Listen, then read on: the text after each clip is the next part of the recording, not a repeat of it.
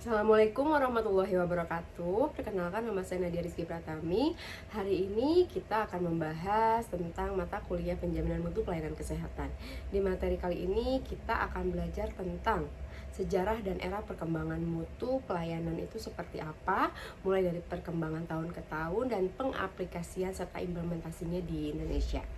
Oke, materi pembahasan yang akan kita pelajari sekarang adalah tentang sejarah dan era perkembangan mutu, definisi program menjaga mutu, manfaat program menjaga mutu, serta komponen menjaga mutu.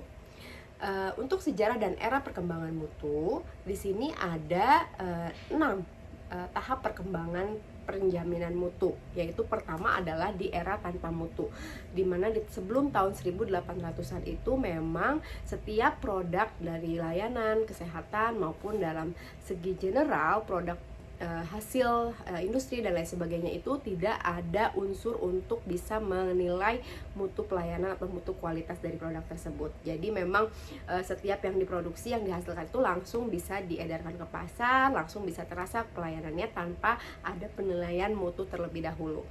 Nah, lanjut di era inspeksi di tahun 1800-an itu ada yang namanya inspection base, yaitu mulai adanya proses memeriksa hasil dari pelayanan, memeriksa dari hasil produk, tapi hanya pada sifat melihat saja gitu ya, mengklasifikasi, mengkoreksi, tapi tidak ada unsur-unsur bagaimana penggunaan standar yang bisa digunakan sebagai standar penilaian mutu.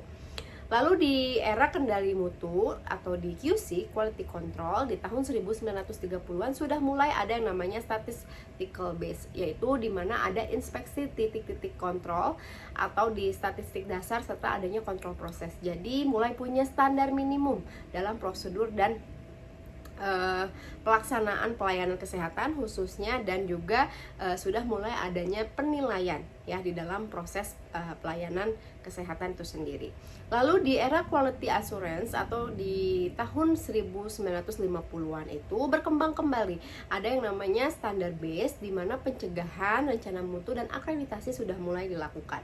Ada audit mutu serta mulai dinilai ya dari sisi pembiayaan dan sisi proses pelayanan kesehatan secara menyeluruh dan komprehensif, itu sudah mulai dilakukan penilaian.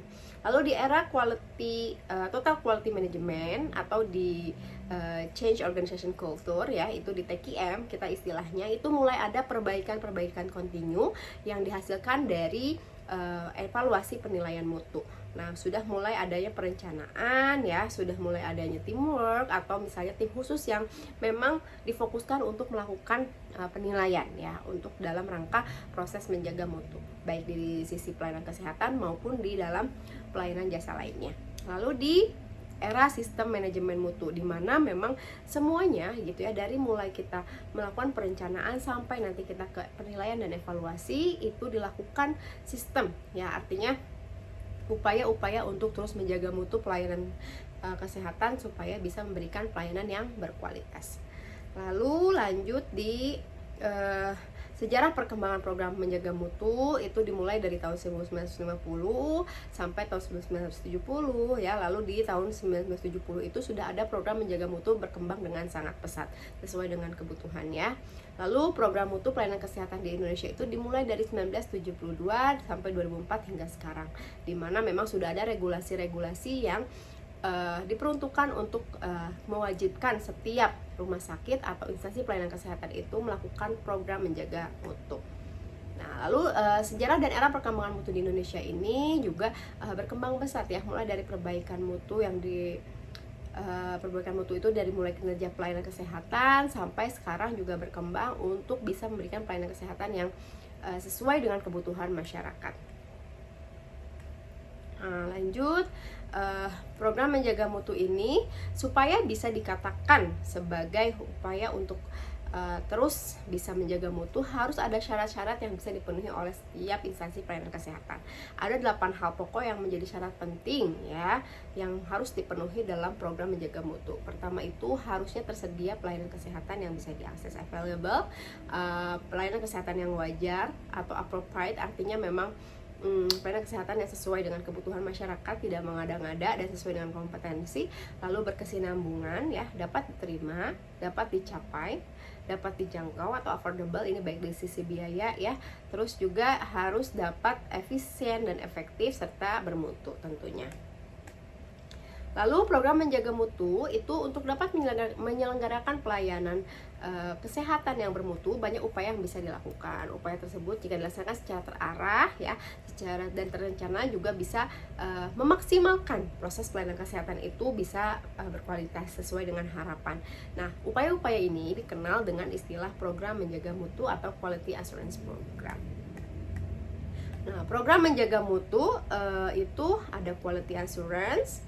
Terus juga apa sih quality assurance itu? Adalah kegiatan evaluasi yang bertujuan untuk memastikan kepatuhan dengan standar mutu. Jadi memang harus ada ya yang namanya standar sebagai pembanding dalam kita melakukan proses penilaian program menjaga mutu ini.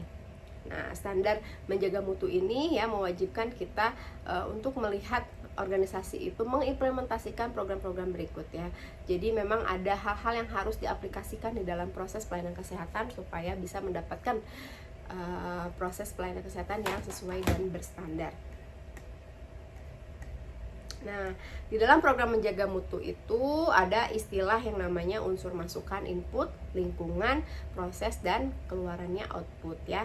Kalau untuk unsur masukan itu ada SDM, sarana prasarana, dana, dan setiap hal yang memang ada di dalam instansi pelayanan kesehatan ya. Terus unsur lingkungan itu terdiri dari kebijakan, organisasi, dan manajemen. Adapun untuk proses adalah tindakan medis atau interaksi antara penyedia layanan kesehatan, penyelenggara layanan kesehatan yaitu tenaga kesehatan dengan pasien sebagai penerima layanan kesehatan. Lalu ada unsur keluaran di mana penampilan aspek medis yaitu adalah hasilnya ya, bagaimana hasil akhir dari setiap tindakan layanan kesehatan yang bisa kita lihat dari testimoni pasien, misalnya tingkat kesembuhan pasien itu menjadi salah satu unsur keluaran ya. Keempat unsur itu saling berkaitan ya, dimana lingkungan itu juga mempengaruhi masukan, proses, dan keluaran. Nah, program menjaga mutu ini juga ditinjau dari kedudukan organisasi program menjaga mutu, yaitu ada program menjaga mutu yang sifatnya internal dan eksternal. Terus juga ada program menjaga mutu dari sisi waktu dilaksanakan kegiatan menjaga mutunya itu ada yang namanya proses menjaga mutu prospektif, konkuren, dan retrospektif. Program menjaga mutu itu harus organisasi yang bertanggung jawab itu menyelenggarakan program menjaga mutu. Jadi memang harus ada gugus atau organisasi tersendiri dalam instansi pelayanan kesehatan itu yang memang terfokus tugasnya untuk bisa memelihara program menjaga mutu ini bisa terus dilaksanakan di setiap pelayanan kesehatan di rumah sakit tersebut ya.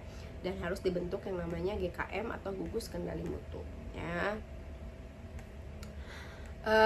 Program menjaga mutu itu kalau dari sisi perspektif itu ada yang namanya dilakukan itu dilaksanakan sebelum pelayanan kesehatan diselenggarakan ya. Artinya memang unsur masukan dan lingkungan itu disesuaikan dengan standar yang ditetapkan.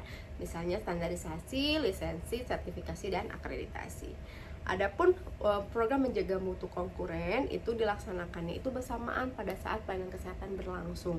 Nah, lebih ditujukan pada tingkatan proses ya, artinya memang dinilai pada saat ada interaksi antara tenaga kesehatan dengan pasien sebagai penerima layanan kesehatan.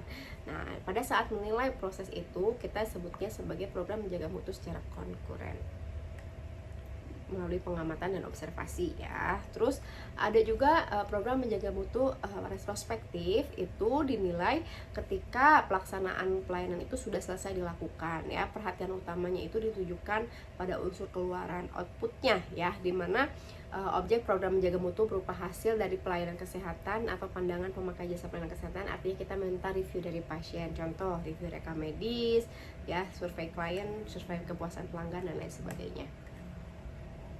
Program menjaga mutu itu juga sangat terpengaruh pada tingkat standar, ukuran tingkat-tingkat ideal adanya penyimpangan atau tidak untuk memandu para pelaksana menjaga mutu. Adapun yang dimaksud dengan protokol di sini adalah pernyataan tertulis bahwa disusun itu harus secara sistematis ya, sebagai pedoman. Dan manfaatnya untuk apa sih? Manfaatnya banyak ya. Program menjaga mutu ini adalah untuk meningkatkan efektivitas pelayanan, untuk meningkatkan efisiensi pelayanan, juga dapat meningkatkan penerimaan masyarakat terhadap akses pelayanan kesehatan yang memang sesuai, dan dapat melindungi pelaksana pelayanan kesehatan itu dari kemungkinan munculnya gugatan hukum ya. Prinsip program menjaga mutu itu ada setiap orang dalam institusi harus dilibatkan dalam penentuan dan pengertian serta peningkatan proses yang berkelanjutan. Setiap orang harus sepakat untuk memuaskan setiap pelanggan atau pasien ya. Terus peningkatan adanya mutu dilaksanakan dengan menggunakan metode ilmiah dan lain sebagainya. Dan komponen program menjaga mutu itu ada langkah 1 sampai 10, yaitu di akhir adalah dari mulai perencanaan sampai kepada melaksanakan dan mengevaluasi upaya peningkatan mutu. Ya, nah di sini adapun kegiatan utama manajemen mutu adalah dari mulai measurement, perencanaan apa yang harus kita lakukan, lalu kita melakukan penilaian ya, assessment, lalu kita melakukan peningkatan upaya pelayanan itu, dan begitu circle-nya seperti itu. Baik, saya rasa cukup untuk penjelasan tentang materi ini, semoga bermanfaat. Terima kasih banyak. Wassalamualaikum warahmatullahi wabarakatuh.